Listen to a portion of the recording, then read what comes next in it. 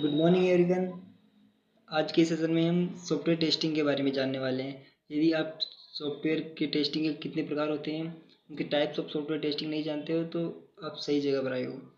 Software testing दो प्रकार की होती है, मैनुअल टेस्टिंग और ऑटोमेटिक टेस्टिंग। अब मैनुअल टेस्टिंग क्या होती है? जो यूजर द्वारा मैनुअल तरीके से सॉफ्टवेयर टेस्टिंग की जाती है उसे मैनुअल टेस्टिंग कहते हैं। और ऑटोमेशन टेस्टिंग वो होती है जो ऑटोमेशन टूल्स के द्वारा टेस्टिंग की जाती है। ठीक है। अब मैनुअल टेस्टिंग भी डिवाइड है 3 पार्ट्स में। कौन कौन से पार्ट है? White box testing, black box testing और grey box testing. White box testing में फंक्शनल नॉलेज होनी ज़रूरी है इस टेस्टिंग के लिए, और ब्लैक बॉक्स टेस्टिंग में केवल बाहर की स्ट्रक्चरल नॉलेज से टेस्टिंग की जा सकती है। और ग्रे बॉक्स टेस्टिंग होता है ना, उसमें दोनों की कॉम्बिनेशन नॉलेज ज़रूरी है। ठीक है।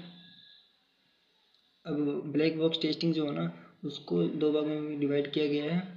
पहला फंक्शनल और नॉन फंक्शनल। फंक्शनल में उसकी फंक्शनल नॉलेज ज़रूरी है, और नॉन फंक्शनल में उसकी फंक्शनल की इतनी प्रायोरिटी नहीं है। ठीक है। तो पहले फंक्शनल की 3 पार्ट है। फर्स्ट है यूनिट टेस्टिंग, जिसमें यूनिट की टेस्टिंग की जाती है। और सेकंड है इंटीग्रेशन टेस्टिंग, जो मॉड्यूल्स की टेस्टिंग करता है। और तीसरा है सिस्टम टेस्टिंग, तो पूरे सिस्टम की टेस्टिंग करता है उसमें। और नॉन फंक्शनल जो टेस्टिंग के पार्ट्स होते हैं नॉन फंक्शनल का, उसमें 3 पार्ट में डिवाइड है।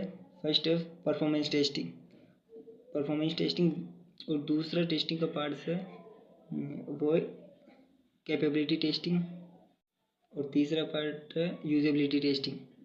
बस इसके अलावा टेस्टिंग का कोई ज़्यादा महत्व नहीं है। टेस्टिंग इतने ही चरणों में पूर्ण होती है। वीडियो अच्छा लगे तो वीडियो को लाइक शेयर सब्सक्राइब जरूर करिए। थैंक यू, धन्यवाद।